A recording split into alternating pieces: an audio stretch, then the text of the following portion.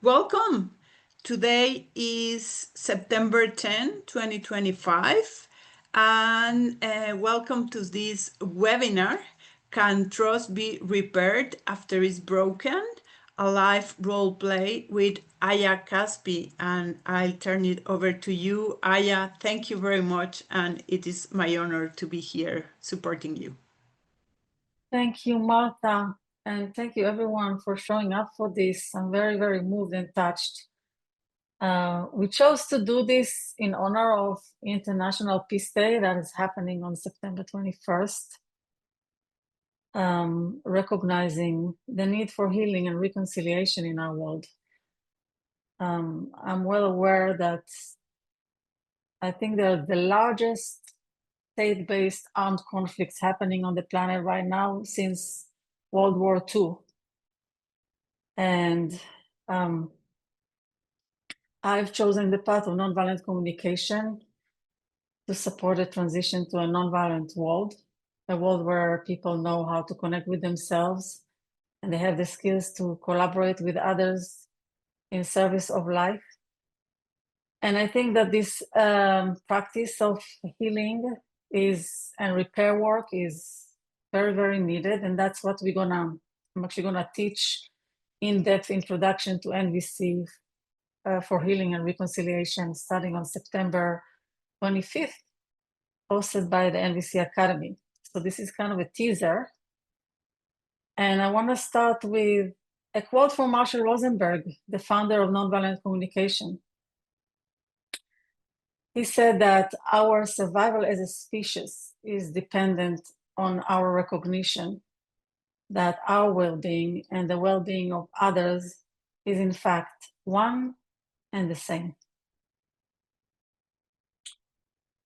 And I'm thinking about like the high threshold he puts at the beginning of this quote, our survival as a species.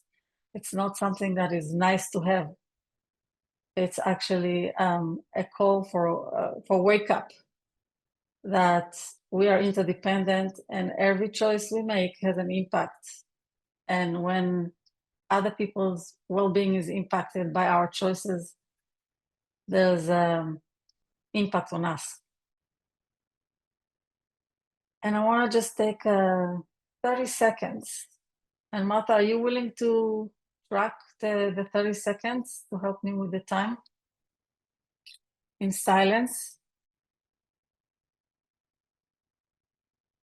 To sit with that longing for peace and longing for healing. I have this candle.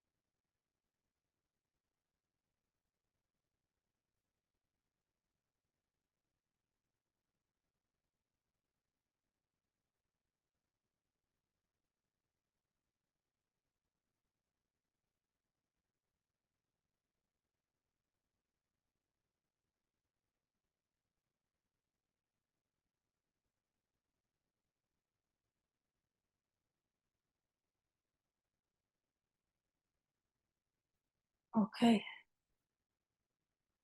Thank you. This candle will keep burning here next to me. So our plan for today is to share with you in a live role play the 5 steps to restore trust, which is an NVC-based process that I also developed some of it, but it's based on Marshall Rosenberg work. And one of the awarenesses that I had that is in our culture, we don't really have a lot of skills on how to contribute to trust or restore trust, but we have a language and a way of thinking that is very easily contributing to distrust. And so we are operating in a field of distrust. And as a result, we're experiencing a lot of conflicts. And we don't really repair much of them because it's so difficult. And then our relationship kind of drain, because every time there is an impact, just saying sorry doesn't seem to deliver healing or restore trust. There's a need for some understanding of the impact, care for the impact, acknowledgement of responsibility. And those are the steps that I'm going to share with you today. They're very practical. I want to introduce Celeste, who's going to do this with me, the role play. Celeste has been in my parenting group for many years now and is an NVC practitioner. We're going to do this for about, I hope, no more than 45 minutes so that we have some time for questions and harvesting and sharing with you about the course. I invite you to share any questions, insights, things you appreciate or curious about in the chat, but I will not respond to the chat during the role play. We also have Randy here, who's gonna track the chat. So in case there is something going on that really needs attention, I hope Randy can help.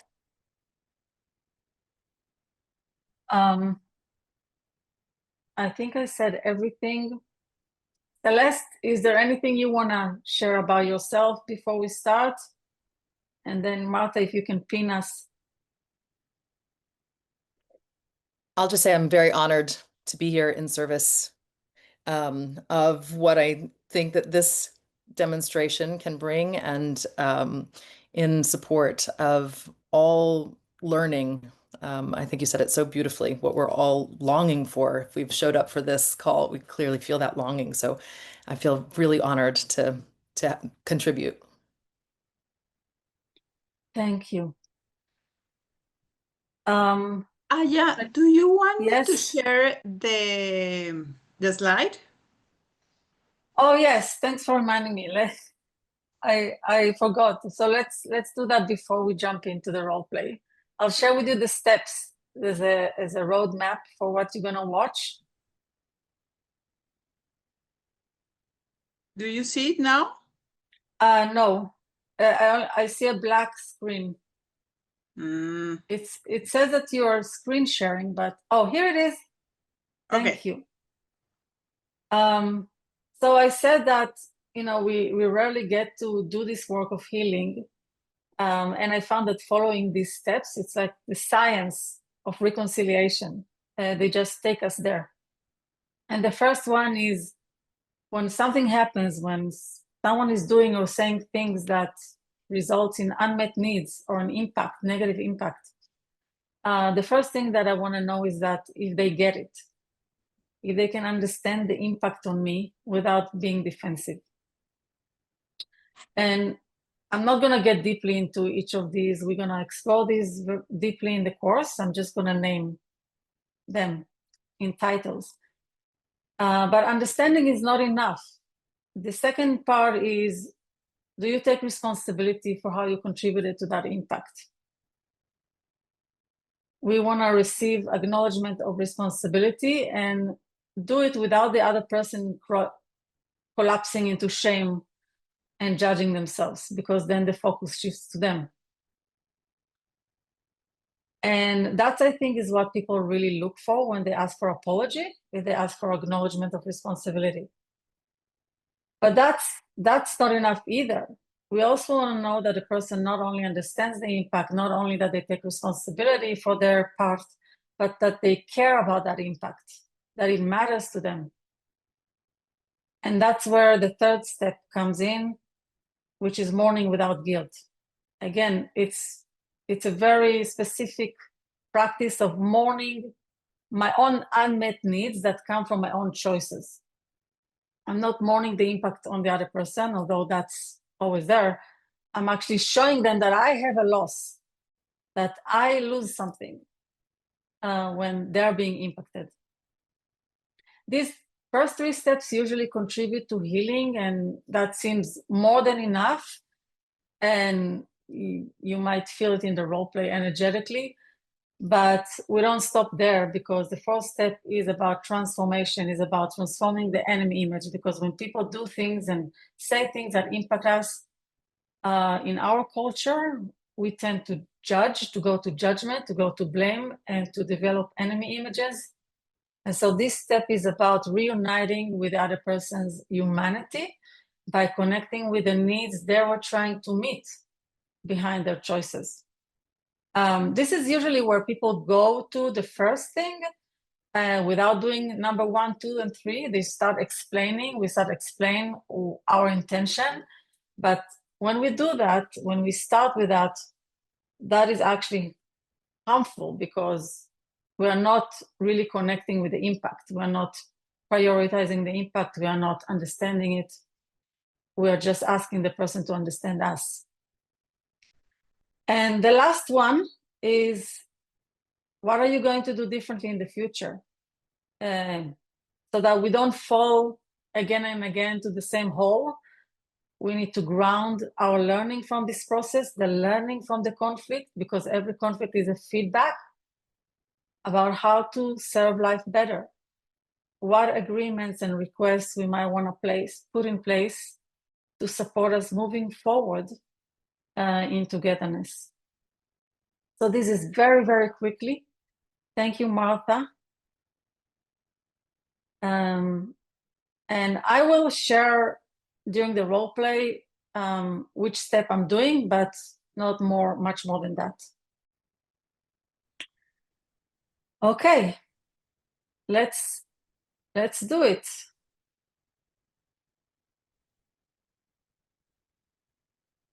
Celeste, how are you doing? Just a quick check-in. I'm feeling wonderful. Especially the 30-second quiet was really, really centering. So I'm actually feeling very relaxed and very open. I'm glad for that. Yeah. And at any point, if something shifts and you lose capacity, just let me know. And I would like you to start by sharing with people just the situation we are working with, and with not a lot of storytelling, but just the observations that we call in NVC, what happened, the description. Right. Okay.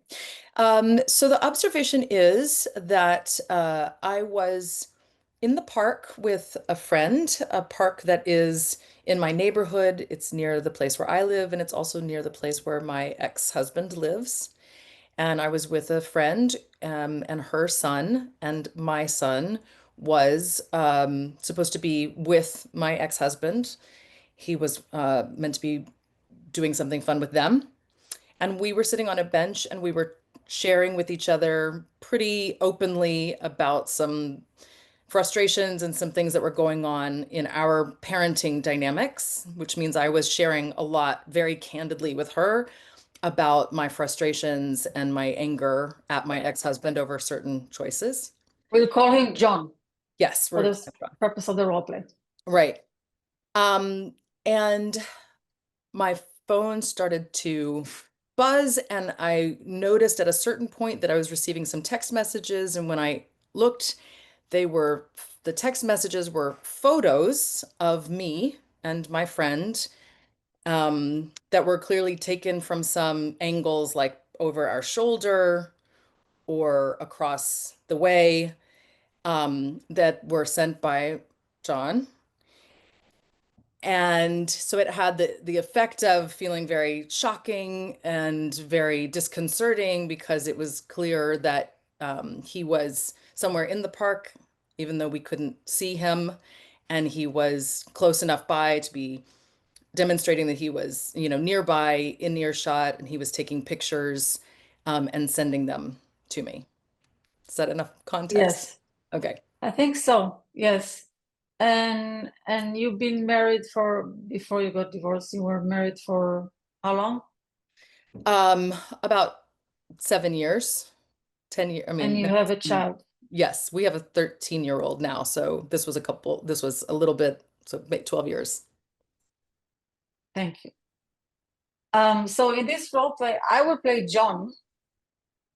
And I will play John with what Marshall used to call the giraffe ears. And I want to say something about role plays. You know, this has been like a major teaching and healing technique that I learned from Marshall, and before him from someone I worked with in Israel, actually, because I grew up in Israel. So I was not new to this role-playing technique. And there's something about role plays that even though it's not the real person, right? I'm not your ex-husband. And we never know if your ex-husband will ever be ready to do such a process. Sometimes I've seen that and I've done that. And sometimes people don't. And sometimes I do these role plays with people who are already dead. But there's something really powerful about role playing that our brains doesn't seem to have. It doesn't matter to our brains whether it's a role play or whether it's the real person, because we step into the real conversation and it's happening now in real time, and that's how it registers in the body. So there's something about that supports healing, even though it's not a real person. And we can use this process in multiple ways when we support other people, when we seek support ourselves. It's really, really, really powerful. So I'm playing John with giraffe ears. John, who's been ready to do the repair work. We are focusing on the impact on you. So I'm focusing on the impact on you. And the first step I'm going to do is understanding without defensiveness. So going into the role play. So Celeste, I'm here today. I'm John. I'm here today because I realized that there's been something that I've done that impacted you. And I really recognize that, for the sake of our family and our son, we are co-parenting our son. It really matters to me when I make an impact that then affects our connection and affects the trust between us. And so I hope you would be open to open your hearts and share with me, what was that like for you?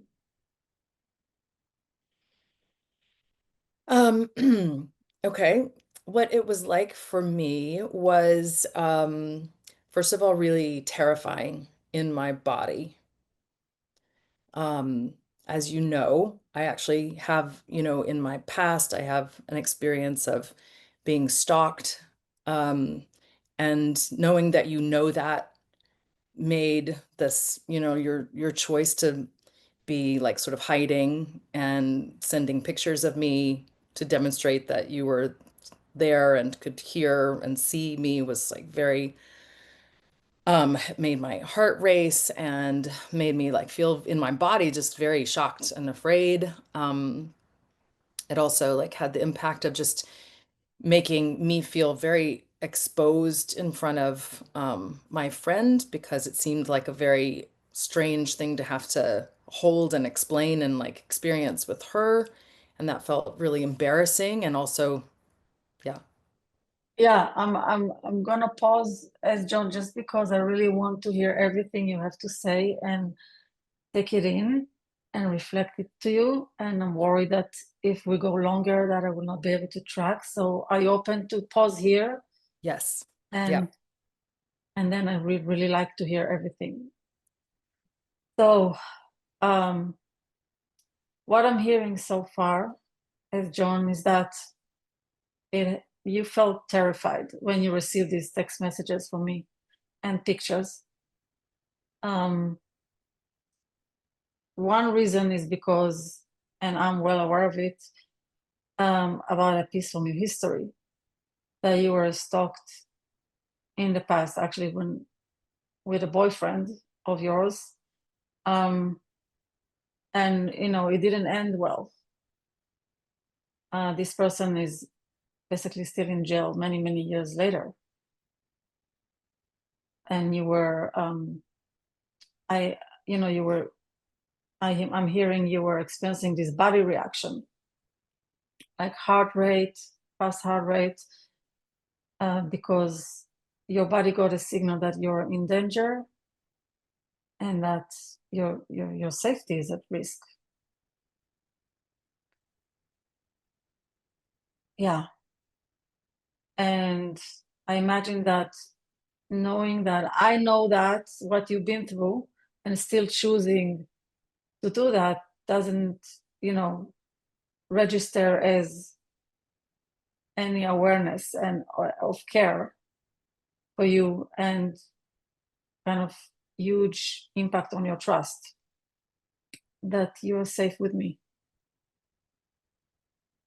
That's one big piece that I heard. Did I hear that correctly? Yeah. Yeah. Yeah. I don't feel safe with you because of that. Yeah. Yeah. Yeah. And I also heard that it was very uncomfortable to be there with your friend, with the other parent, receiving these texts and these pictures, because it's exposed, you were suddenly feeling very vulnerable and exposed, and maybe confused and shocked, and you just didn't know what to do and what to say and how to bring her into this. Yeah, it was like a lot of like one part of it was a lot of shame. It was like I couldn't believe somebody was witnessing this dynamic that we have, that I've Mm, told you many times before how this impacts me and that I don't find it funny or cute or interesting in any way. And then it's like feels like an inexplicable thing, and it's like exposed. Yeah, is a good word to describe the part of it. Hmm. yeah. So you felt shame because here you were with her, and suddenly this dynamic between us that is so painful for you is present, and you didn't necessarily wanted to share with her about what was going on, but Yeah. it was happening right here and there, And it was right there. involving her. It was like brought another person into something that's already like very challenging for me. Right, right. Yeah. Is there more that you want to share about this, the impact? I mean, the other part is just like I just feel so frustrated isn't even close to the word. It's like how I feel so betrayed by this, like all over and over again. And like the fact that this behavior is something Mm, that I have to keep, dealing with, and that I have to tell you about, and like, is just like feels very defeating. Like how can we ever, like how, you talk about how much you expect people to trust you, and then you do specific things that I've told you could, make me not feel safe, and you do them anyway. And then you talk about how you right. want to be trusted. Yes. Yeah. I just want to acknowledge that, this is hard for me to hear as John. So I'm putting my heart on my hand on my heart, just to remember my humanity. And I am wanting to shift back to you and say that what I'm hearing is that there is another layer of it, which is how this has been a repeat dynamic. And how is this, even though I've been saying that I want to contribute to trust and I want to be trusted, you experience me as doing things and saying things that repeatedly compromise trust between us. Because in your memory, you told me much more than one time, that you don't like when your pictures are being taken without consent, and how you don't feel safe and how it stimulates your trauma. And then you don't have a way to interpret my actions other than it's not being registered, there's no care, and that you're not safe. Right. Yeah, that's really it. So there's a quality of just despair and hopelessness.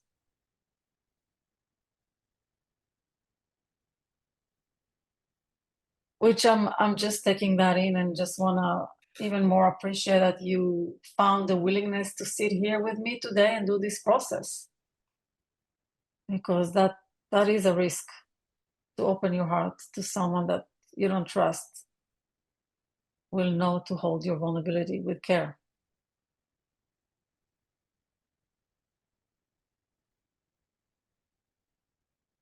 So I'm wondering if that feels like you've expressed the most of the impact or Yeah. all the impact. Yeah, I think so.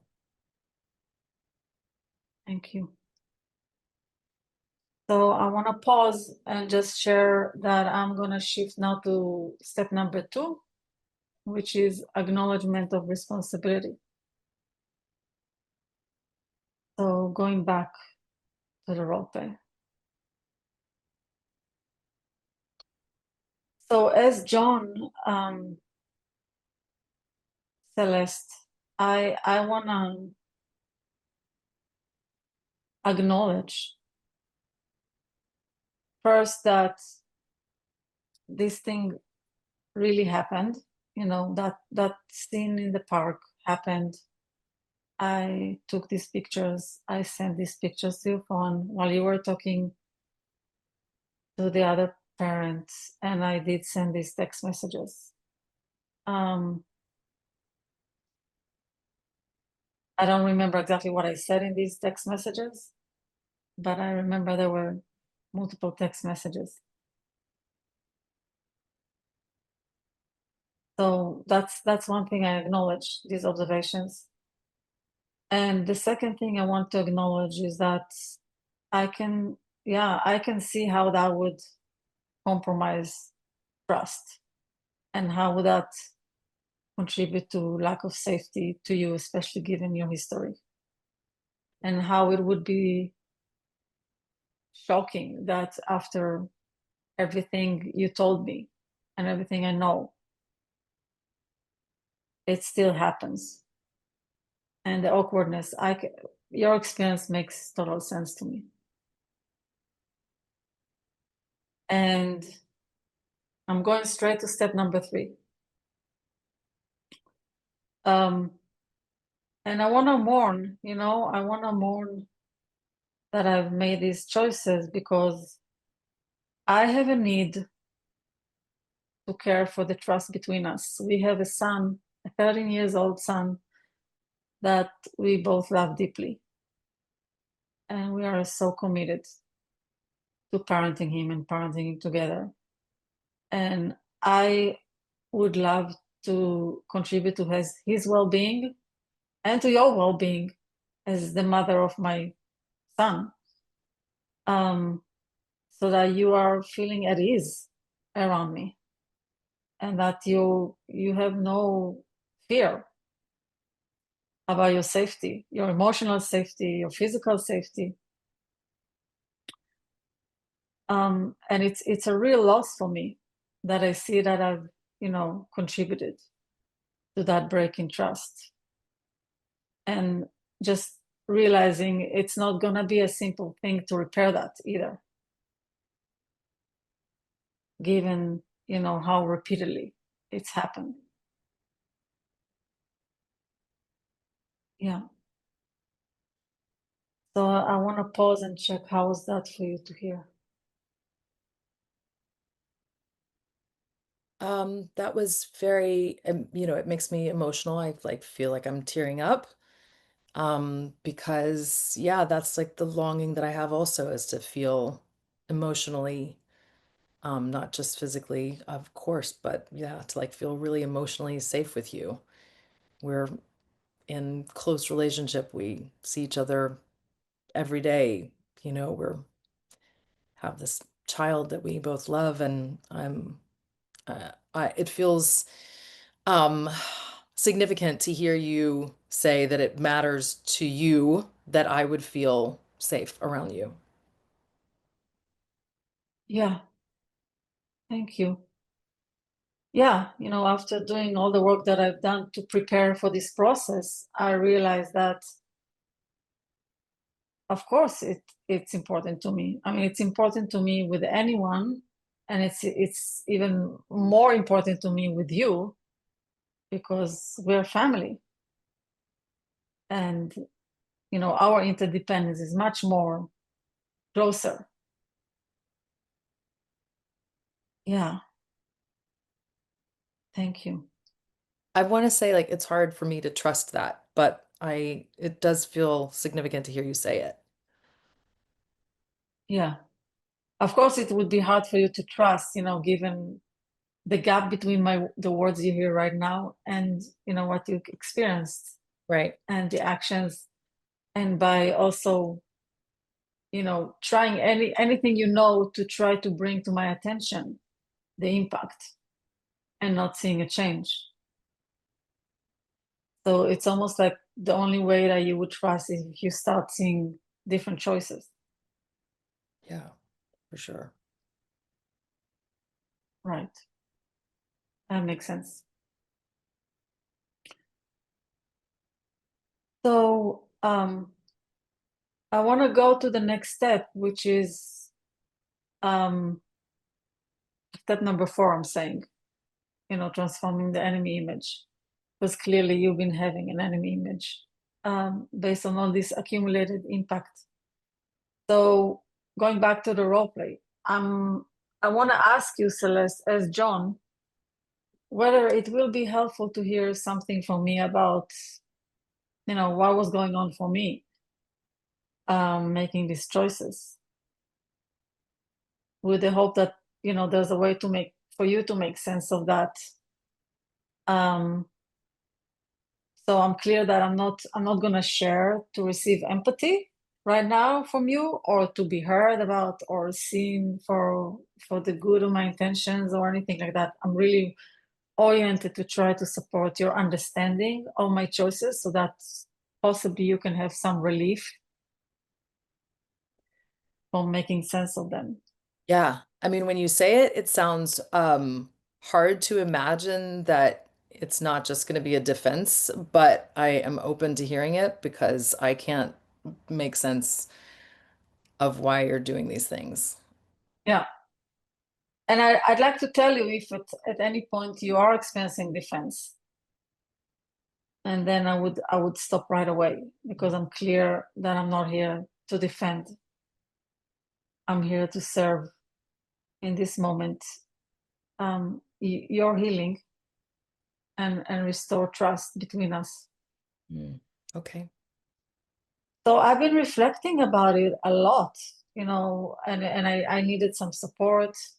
And what I realized is that as a man who grew up in this society,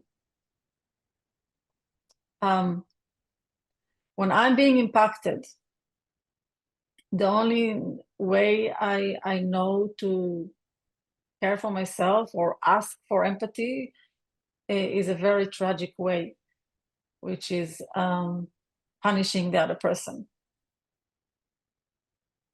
with the hope that if they suffered, maybe they will understand my pain. I know it doesn't make sense, but that's what our culture gave me. And I was pretty aware that you were upset with me, and that this woman's son and my son, I was caring for them in that evening.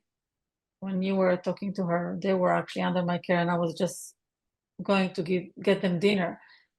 And I was pretty sure that you were asking for support from her, about things that I've done and said. And I didn't trust, that the way you were doing that was holding my innocence or care for me. Like I was pretty sure I was being judged and blamed. And so I can see that this was an unconscious strategy to interrupt, to disrupt this from happening, and to disrupt your peace, so that you are not at peace in this conversation. So that, yeah, I can see that, that contributed to fear even, and not very consciously. Of course, I was just thinking, I'm not going to sit and let that happen. I'm going to show you that I'm upset, but show it in a way that gets to you. So that was a poor way to care for my needs, because I can see that it didn't really bring any tenderness to me or any understanding to me or any compassion to me. But that was the deepest motivation. I'm gonna pause and check how's that for you to hear.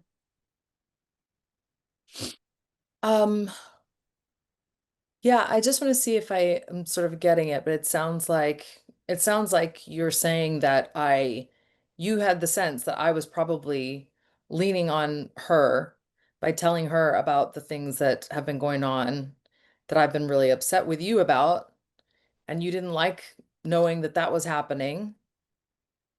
And so you decided to break that up or make me afraid as a way of breaking that up, or kind of surprise the situation so that we wouldn't talk any about you anymore. Yeah.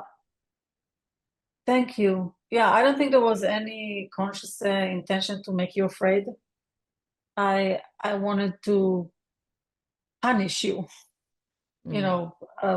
just make you uncomfortable the way I was uncomfortable, because I know this woman, I want her to think good things about me, and I want to be trusted by her. And I felt helpless and powerless in the situation about how to care, for my dignity. And that was my way to call out about that. And I can see that was not effective strategy. But as a man who grew up in this society, it's just impossible for me when I feel vulnerable to expose my vulnerability, because I don't feel safe. I don't feel safe to do that. Not safe even with myself. So the only way I know to do it is to call attention by, punishing, blaming, upsetting you. Yeah, that's actually helpful to hear, honestly. Like, you using the word punishment, just sort of like laying it out there as that's what it is. Like, it's both complicated and also seems really simple. Like, yeah, I feel like you were punishing me and that's a strategy. And I understand. I also appreciated hearing you just acknowledge like that's where it comes from. Like, that's your way of, or has been your way of, like, trying to get your needs met and show me what it is that you're feeling, I guess, by, you know, creating Yeah, moments of punishment for me. yeah. And I realized it doesn't make sense. I was taught that if I give people negative consequence when I'm hurt, then they, the hope is that they will learn and they will stop doing the things that hurts me. But it never happens like this. It actually contributes to escalation, to more separation, to more polarization, to more hurt, to more pain. And here we are, you know, I'm doing it in my family, and I just don't know another way, didn't know another way. Mm.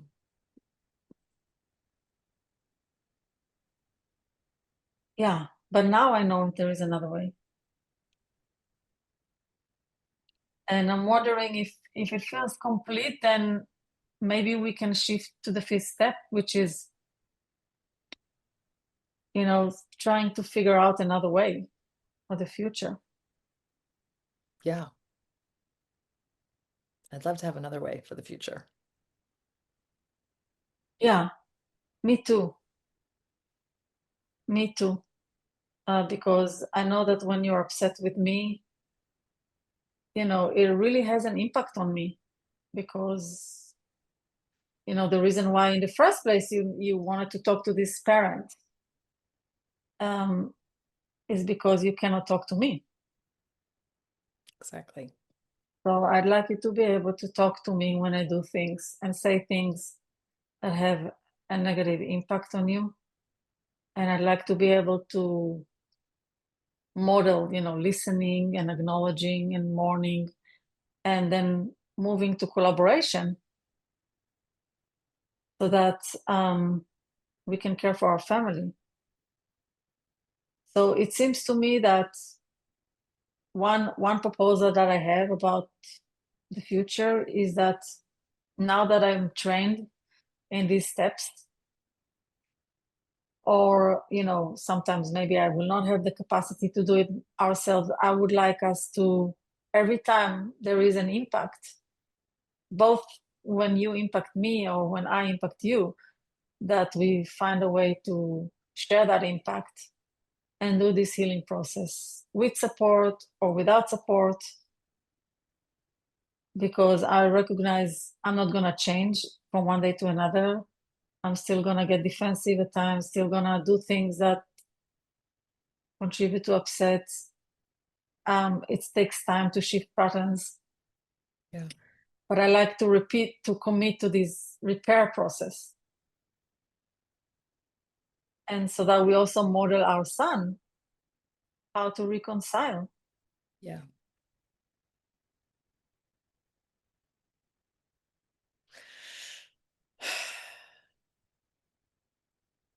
Wow, what a big smile. What, can you put words to the smile?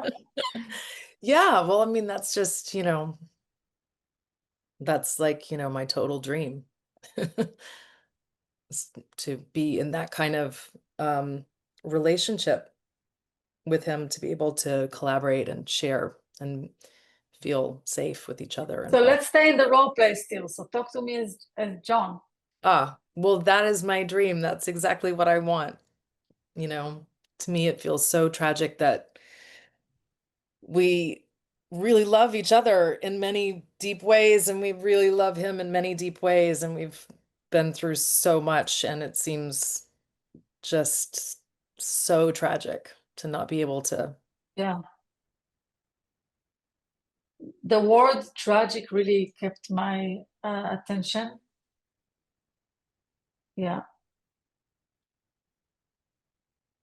So Marshall Rosenberg said, you know, every expression of, in this case, punishment, every expression of blame, criticism, judgment is a tragic expression of an unmet need. Yeah. Tragic expression. Yeah. And you and I, we want the same. We want the same thing. We want trust, we want connection, we want care for our family.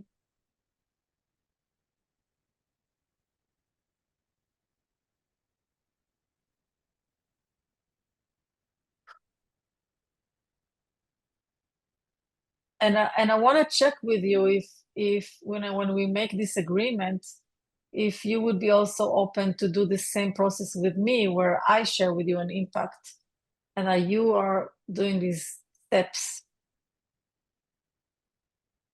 Would you be open to learn these steps and apply them in situations where I'm being impacted? Yes. I want to say I have a two-part answer. Yes, as I said, like that really is actually kind of my meta level dream. The fact that you brought it up right now makes me feel a little bit like shifting back to you, which kind of took me out of the Mm.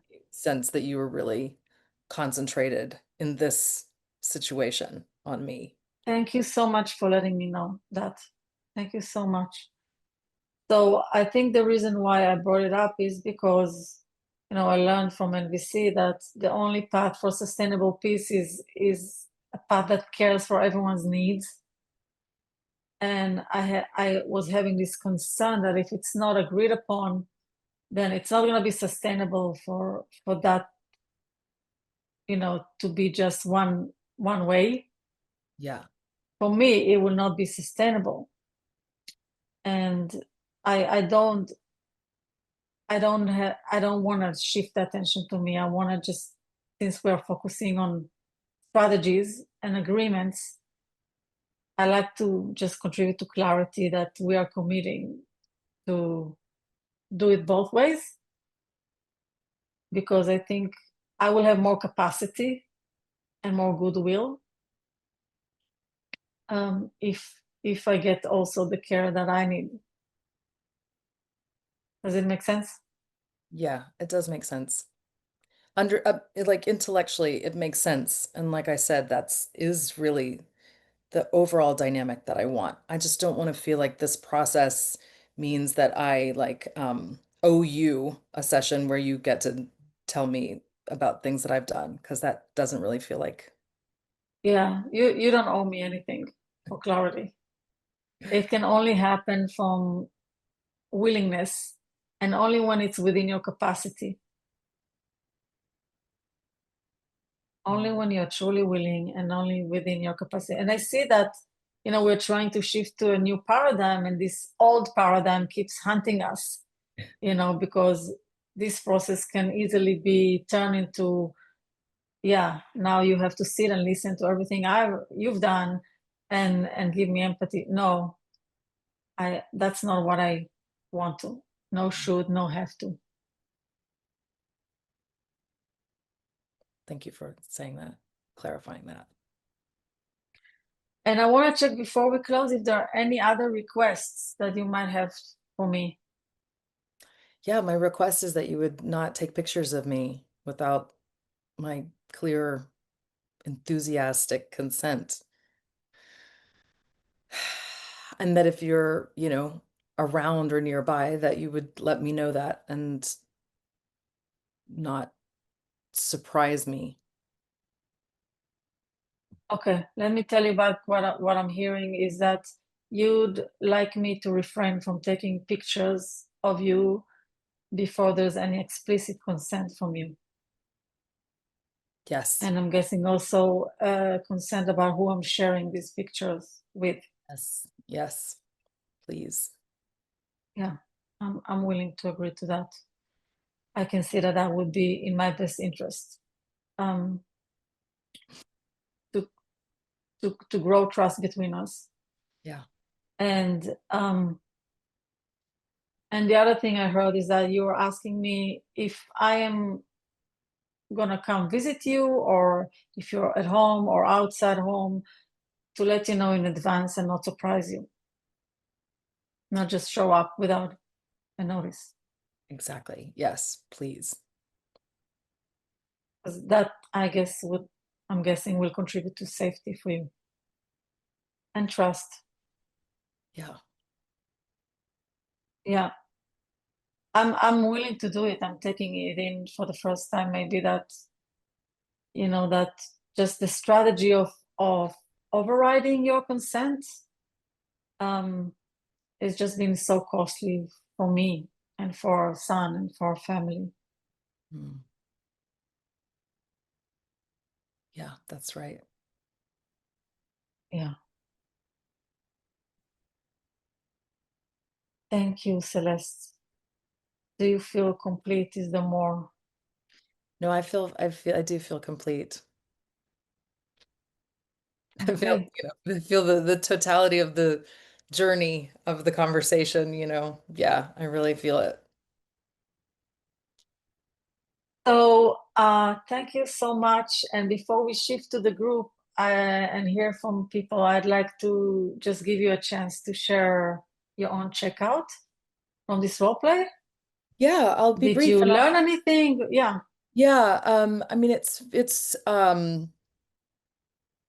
what did I learn? First of all, I just want to highlight that I experienced exactly what, as you set this up, that role play, it's so powerful, as you can see, like it brought me to tears. I mean, um, so it's very magical to me, really, that we can do these role plays and that situations that kind of on the surface can feel very stuck or impossible or, whatever, can really be deeply, deeply worked on through role play is just something that I want to Yes.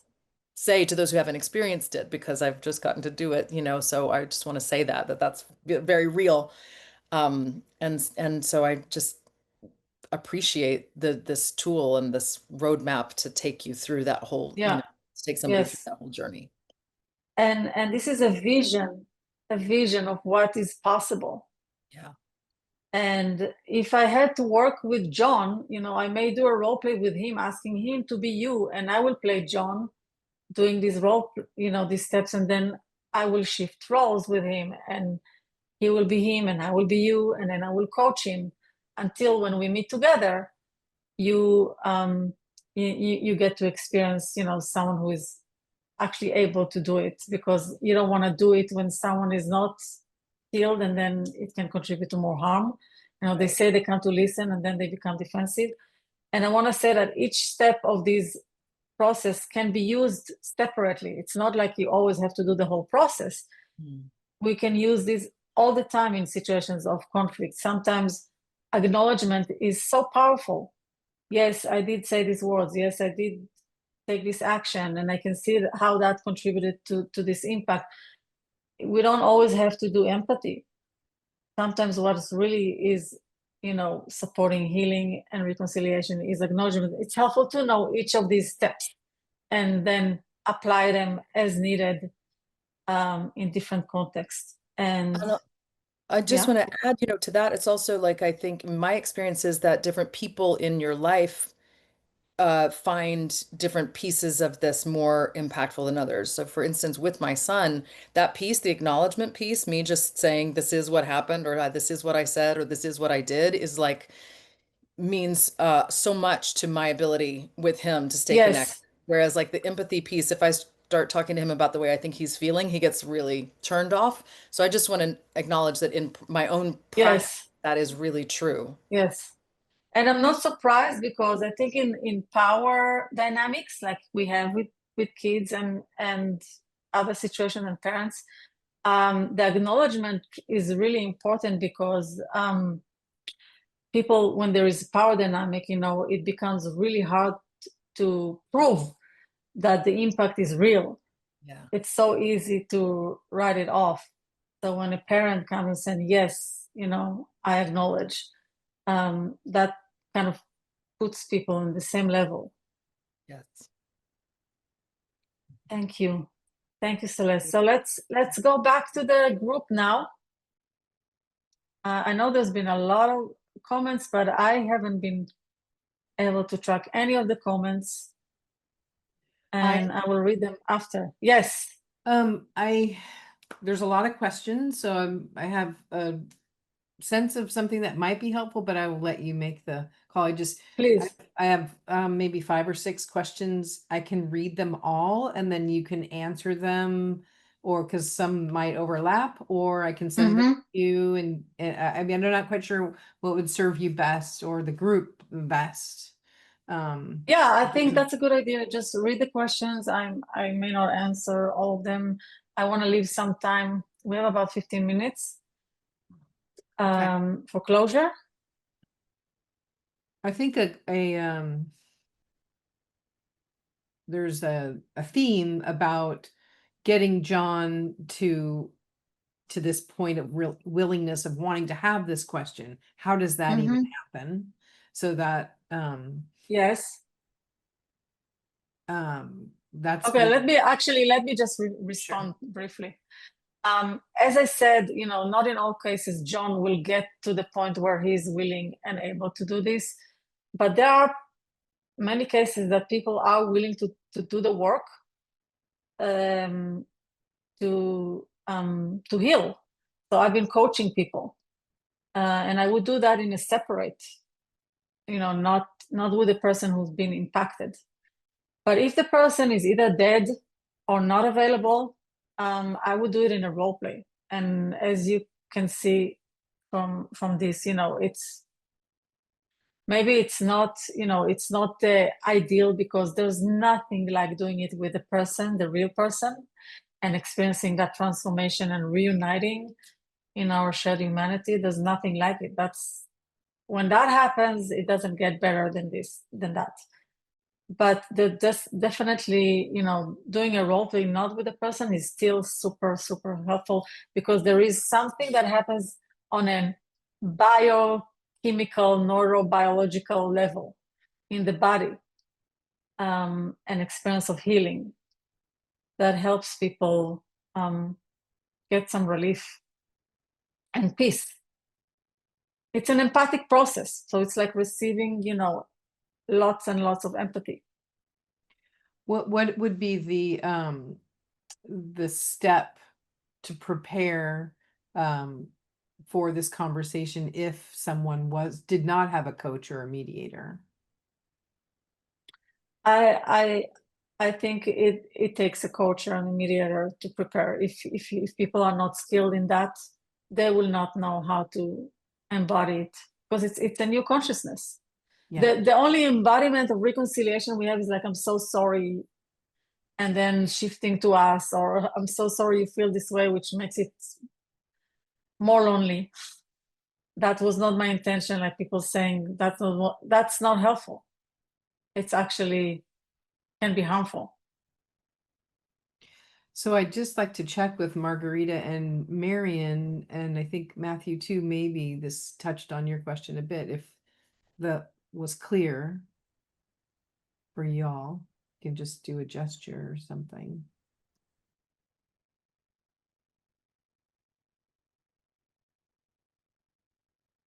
I'm happy to stay longer after the call if people want to hear more.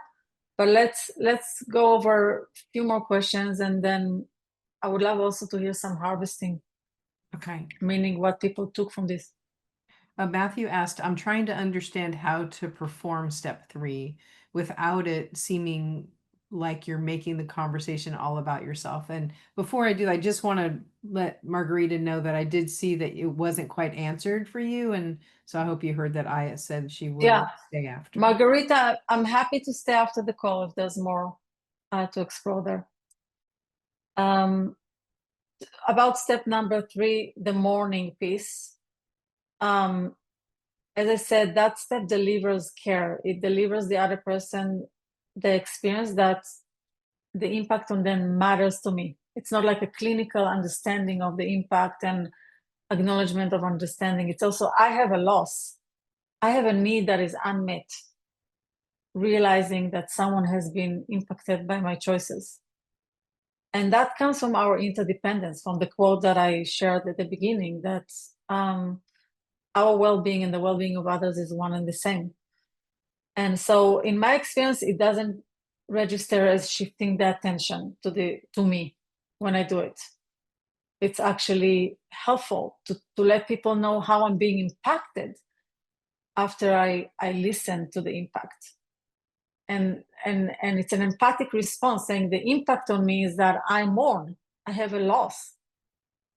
And of course, it's not always going to be the case. Would be that actually, people would say, given the situation, I would make the same choice again. But I can still almost find something to mourn. Even like saying, I mourn that I couldn't imagine another way that would care for us both in the situation. Okay, Randy, I wanna say a few things about the course, and then here's something that people took from this process. and then end. And, I am again, I'm happy to. tracking the ones that haven't been answered. So after, if folks want to stay. Okay. So the class we're going to start on September 25th is called Restorative Peace Building, Introduction to Nonviolent Communication for Healing and Reconciliation. It's really about exploring this core piece of NVC, how not to take responsibility for other people's feelings and needs, while at the same time taking full responsibility for the impact of our choices. NVC is a non-duality consciousness. It's a both-and consciousness. So we don't want to dehumanize ourselves, but we also don't want to just dismiss that our actions have impact, and that caring for that impact is healing for us and for others. Martha, you want to share anything about the logistical parts? Yes, thank you. Well, I just paste in the chat the links to get more information about the course and to register into the course. I also will put my email in case you have questions or whatever. And it's the same register as you did with the webinar.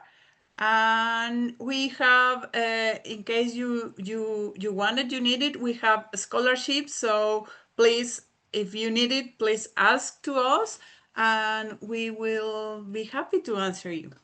Thank you, Aya. Yes, and maybe just to say, this is a part of the introductory, I don't know how you call it, beginner's path. Yes, So, the beginner's pathway. Right, so it would include introduction to the basics of nonviolent communication through these lenses of healing and reconciliation. All right, it will nourish me, and I'm sure probably also Celeste, to hear some things that you have taken from today, some appreciations or insights. So not so much questions. We can answer more questions later when we finish, close the official part of this. Liz. Hi, Aya. A thing that I thought was so important that I appreciated this distinction that this communication, this trust building is possible even between two people who are divorced. This to me is a very precious and amazing thing. So the purpose is not to restore the relationship, but to really deeply be able to create new edges of trust that perhaps can continue to grow indefinitely, despite the status of the relationship. I think some people try to take on everything and say, have expectations that we're going to do this and I'm going to get this outcome. And I think that's not what we're learning here, that we're learning something different. Yeah. No, this, any couple who ended, the romantic relationship still have a relationship, and especially if they care for an offspring, right? So it's in their both interest to care for trust between them. Really, really important. And not to speak about the impact on the kids growing up in a household when there is trust or when trust is not there, what it does. Erica, thank you, Liz. And then Barbara. Hello.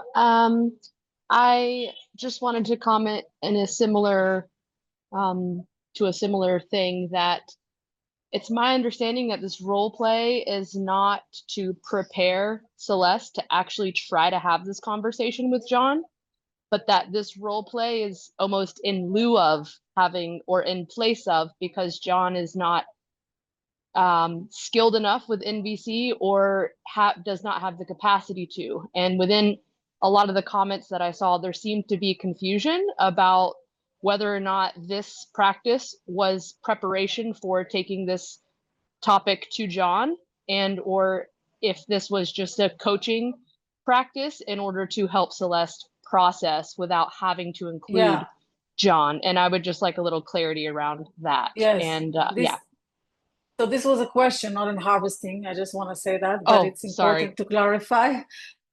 Yes, it was a process to support Celeste's healing, not to prepare her to have the conversation with John. I would have to prepare John to do this piece before doing any conversation with Celeste.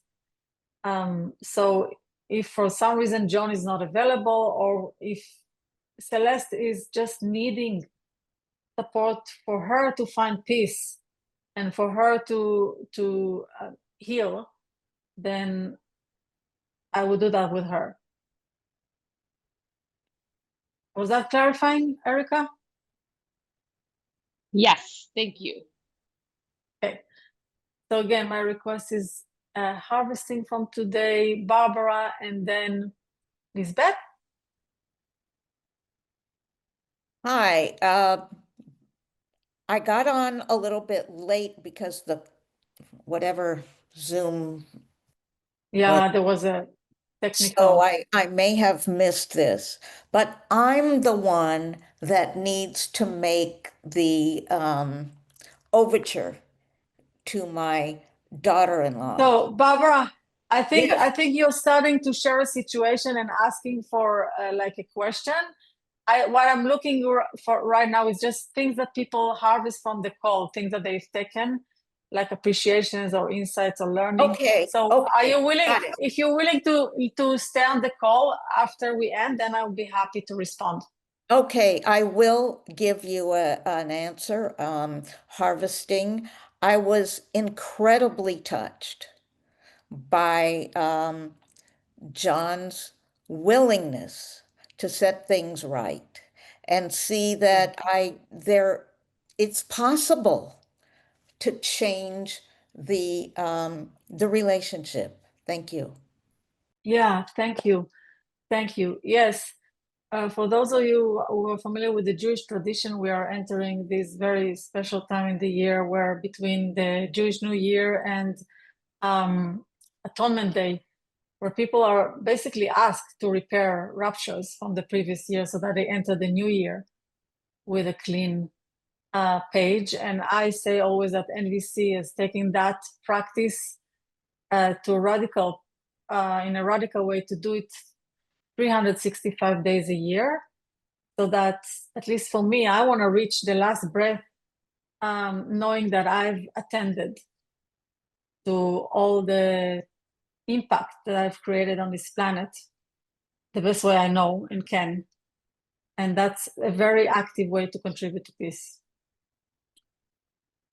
Lisbeth, and then YY Wong. I don't know how to pronounce your name. Yeah, okay. I listen, it's Danish. So, I just feel very, very touched and appreciate the authenticity from Celeste all the way through. And I feel touched that somebody can respond the way you did as being John. So, yeah.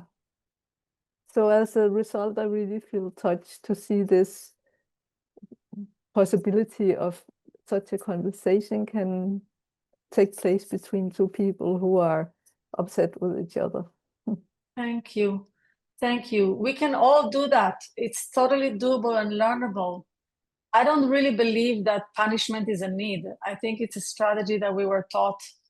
And we can use these tools to heal and turn heaven from hell. Yu Ying? Hi.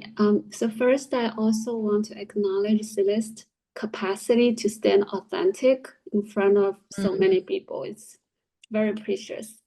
And then in terms of the harvest, I was really touched when I was doing the steps 3. That really makes me feel touched because I feel like this person is acknowledging his impact on another person while they are both longing for the same thing. So underneath, there is this deep connection. So above the earth, it looks separated, but underneath, this connection is very touching.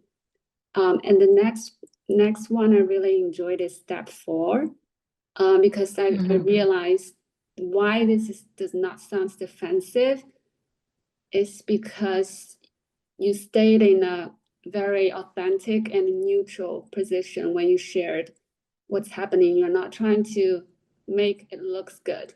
It's punishment. Right? So it's very real. And that's why, yes. So I think I really enjoyed.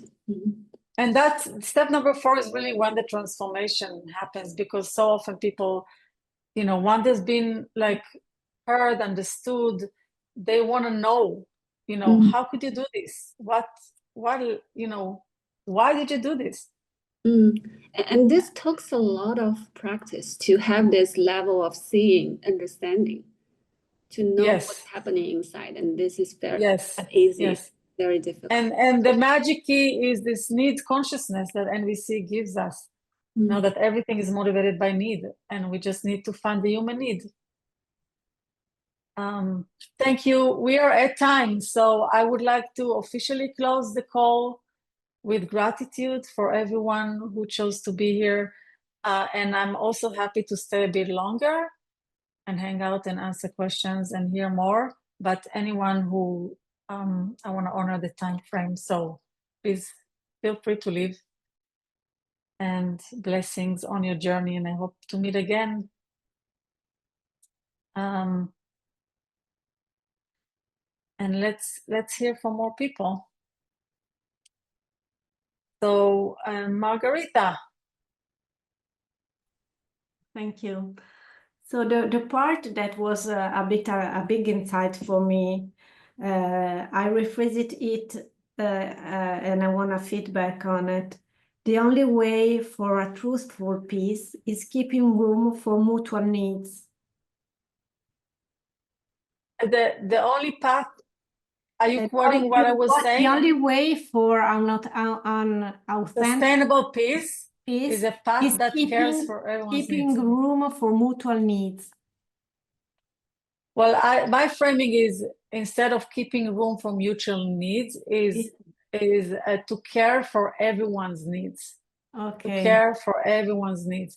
Now, this gets tricky because sometimes caring for everyone's needs may look like prioritizing some people's needs because there's been like an ongoing injustice. So you want to give priority to the needs that have been dropped or neglected. And ultimately, at the end, in order to have peace, because think about it, there will not be any reason for any war if everyone have the experience that their needs matter and cared for. Thank you. And when we make peace agreements, like even in this example, if we just make an agreement that works for one person and doesn't work for the other person, it's not going to be sustainable. Was that clarifying? Yeah. You went deeper. Yeah, thanks. Yeah, there is so much more. It's just the time is very limited. So come to the course and we'll have more time to explore deeper. Nora, and then Punita, and then Celeste.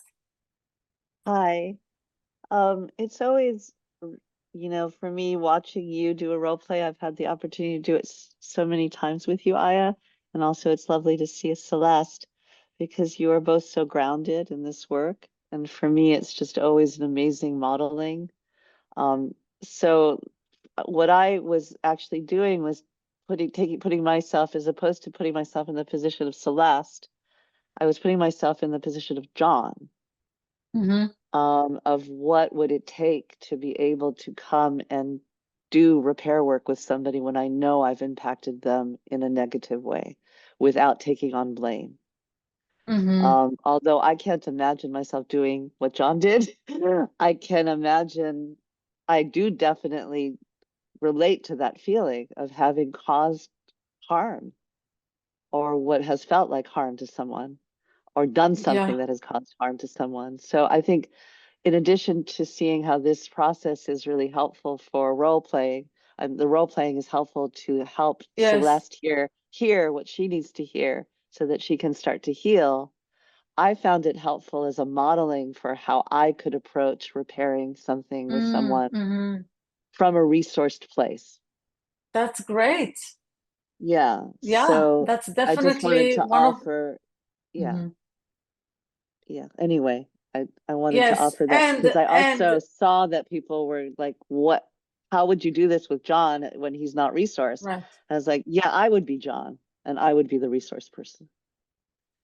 And you know, one of the things that I would do with John potentially, if he would be open to that, is give him a lot of empathy first, and possibly even do the role play the other way around, where I focus on John and supporting him in receiving the care, so that he can then show up for Celeste.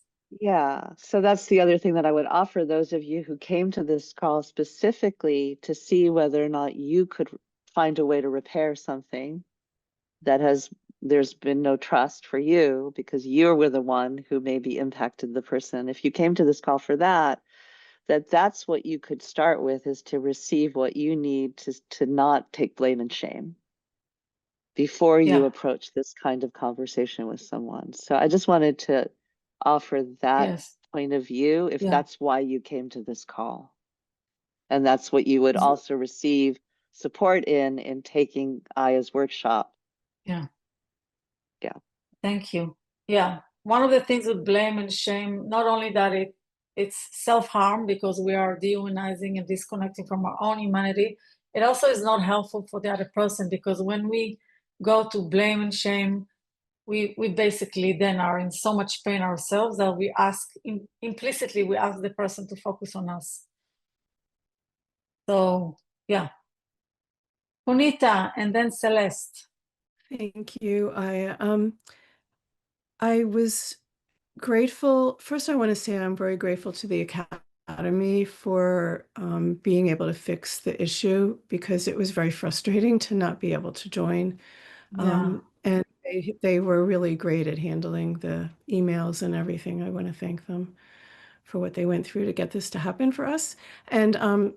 And for the part that I was able to participate in, I was so grateful to be reminded of the power, as Nora just spoke about, of reaching out for support from someone who is skilled with giving empathy and being curious and asking questions to help us as the hurt party to understand a little bit more about what was going on for us, so that we can then receive the role play that you were modeling so beautifully. I thank you so much. I'm grateful that you're offering it.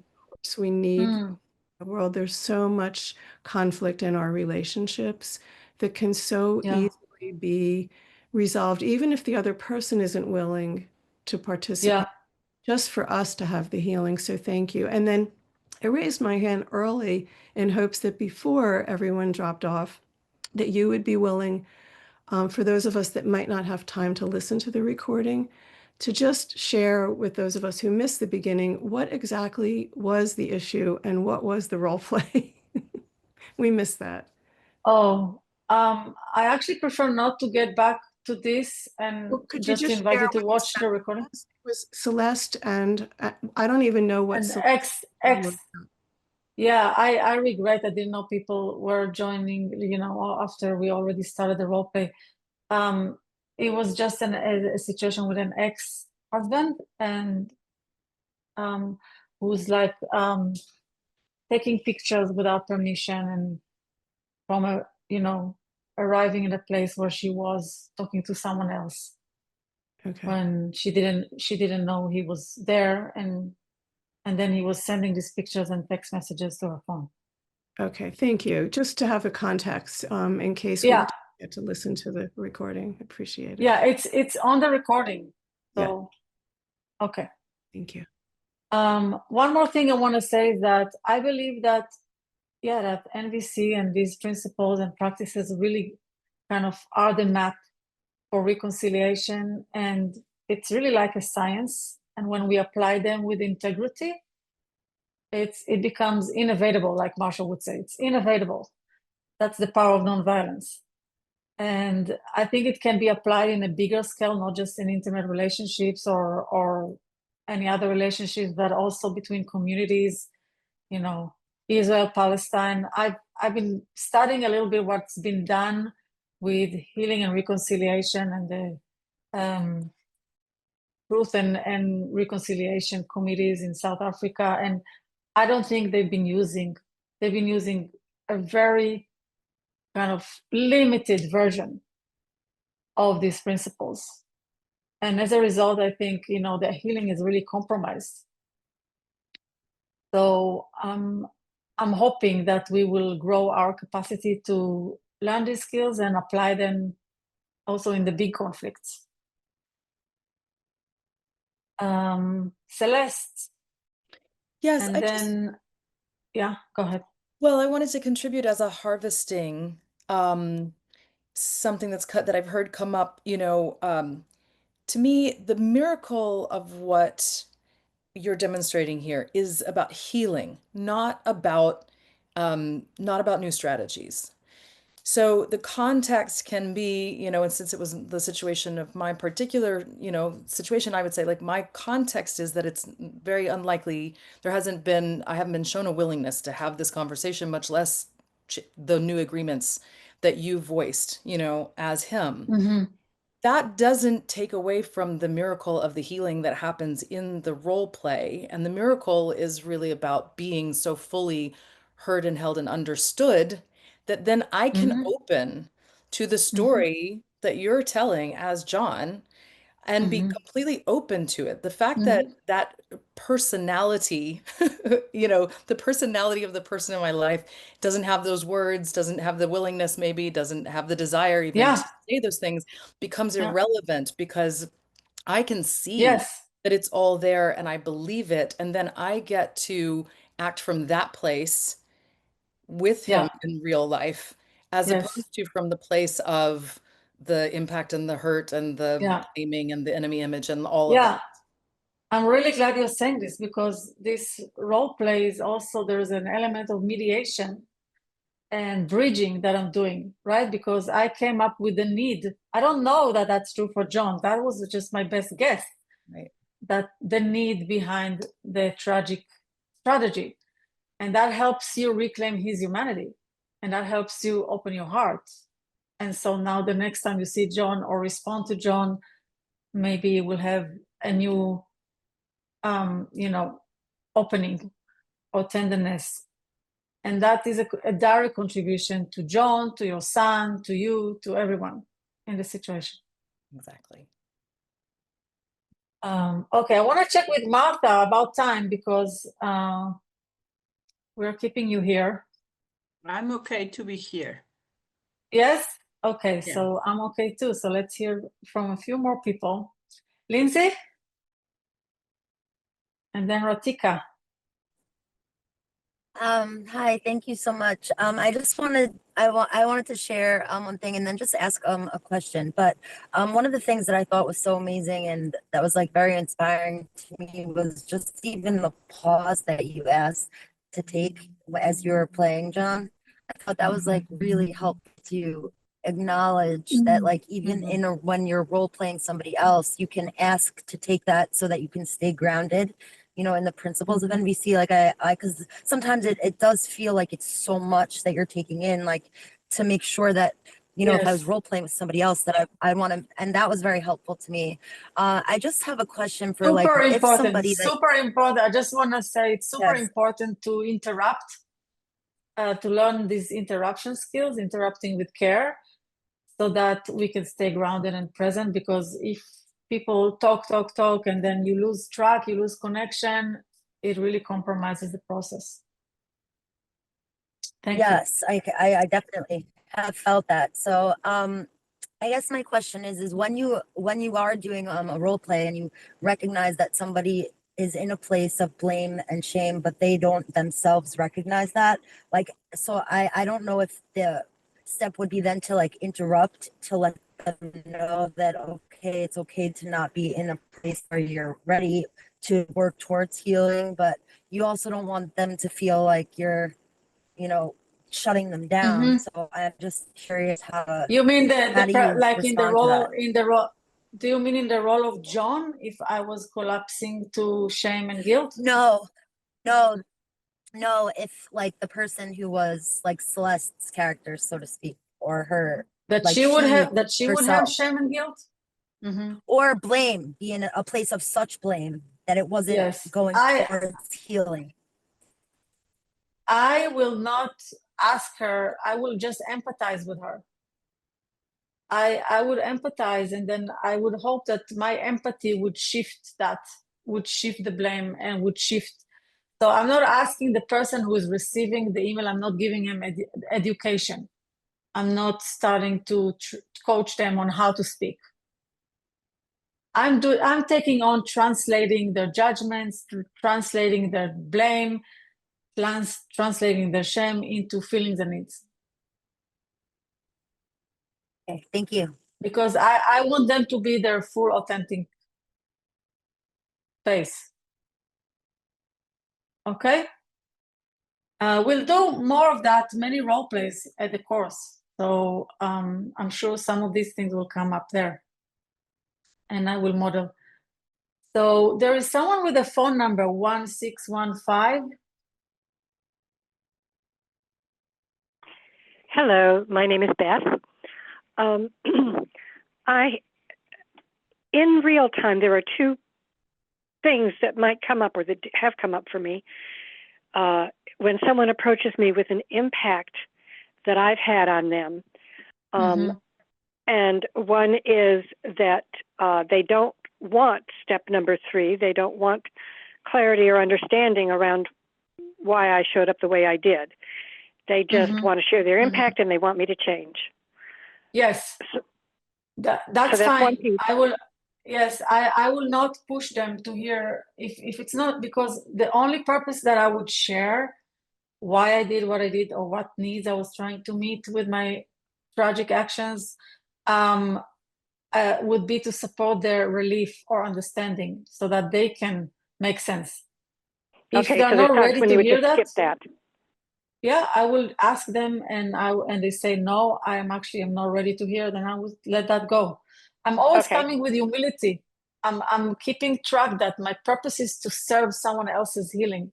It's not about me moving through all the steps or me explaining what I was doing. When I'm the focus, then that would be different. Okay, and then the second piece that comes up sometimes is they share an impact with me about something that they think I did, and it turns out that I didn't actually do that thing. How would I deal with that? So you don't have a shared reality about what happened. Exactly. We will have to look at the situation, but one of the closest ways to acknowledge is to say to someone something like, I'm hearing that in your memory or in your experience, or something that kind of acknowledges that it's their perception, but still, they're not lying, right? That's what they experience. So I don't want to acknowledge something that is not true for me. That's not going to work. Yeah. But I want to find the path to get as close as possible to acknowledgement that, the other person had that experience, or they remember that I said these words. Maybe I remember something else. But mostly just kind of circle back onto make the impact the important piece. Like, I didn't do this thing, somebody else did it, but the impact for them is still real. Yeah, I think I would have to find more details that we don't have time now to know exactly how to respond to your situation. But focusing on the impact is really important. But when we don't have shared reality about the observation, there are a few things that we can do. To walk that path, because we don't want to be untrue to ourselves, but we also don't want to dismiss the other person's experience. Thank you. Yeah. Okay, one more, and then we close. Gabriela?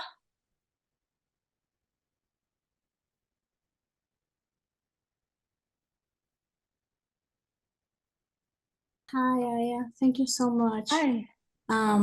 It has been really powerful to hear all those role plays and answers. And I was just curious, and this is a question that someone else had, but could you suggest the steps to prepare for a conversation without a coach or a mediator? Of course, there's levels of NVC skills involved, but like even asking if they would be willing to have that conversation with someone else's expertise. So your question is about specifically about step number 2, about the acknowledgement of responsibility, whether to do it without. It's just preparing the field for having a conversation, like proposing a conversation. Yes. Can be either mediated right. by someone else or without someone else, but really trying to get to places through or using the steps. That's the 0 step, right? To even like ask for the conversation. And we didn't do it today. We just assumed that, you know, the conversation is happening, but yes, that is a step. Right. And so it's, again, it depends if you're the person who's been impacted or the person who's impacted the other person. I think that it's more challenging when you are the person who's been impacted, right? Because then either the other one can feel that you're victimizing yourself or like not forgiving or anything like that. It's by looking for a resource. It's just vulnerable because you already absorbed an impact and now you're asking to share that impact and you don't know if the person will say yes or no, so it's vulnerable. But if someone comes to you and say, look, I know that, you know, I've did something that had an impact on you and I would like to repair that, that's easier to say yes to. But I think in both cases it's possible. And then you would need to work on the framing. And right, that's what I'm looking for. If there's yes. a wording that you could put in, like for these type of cases, like step 0. Yeah, so I always use the NVC map, OFNER, we called it, like observation, feeling, need, request, right? So I would start from the observation, like I'm aware that I'm just making it up, you know. I had this birthday party and I didn't include you in the invitation. Observation. I feel sad about, you know, how that might have impacted you and the impact on our connection. And that's a feeling and a need. You know, it's important to me to care for our connection. That's my need. And would you be open to have a conversation with support or without support, where, you know, I would really like to listen to you with empathy and see if we can repair this break. Something like that. How's that for you? Yeah, was that so? You just follow the steps, the NVC steps,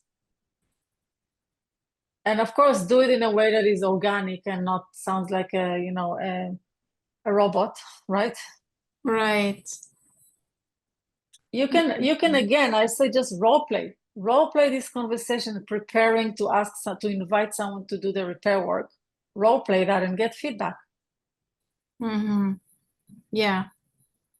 Instead of then just like trying to repair without feeling fully prepared for embracing that situation. Yes. Yeah. Role plays as a preparation for a difficult conversation is a great way to increase the chances that when the real time happens, you know, the other person will receive you, because you get a chance to receive feedback, to do it a few times so that your nervous system kind of integrates. I see. Thank you so much, Aya. You are so welcome. Thank you, everyone, again. Wow, I'm amazed. That was so nourishing to my heart. I hope to see many of you at our class. Thank And you. until next, bye, everyone.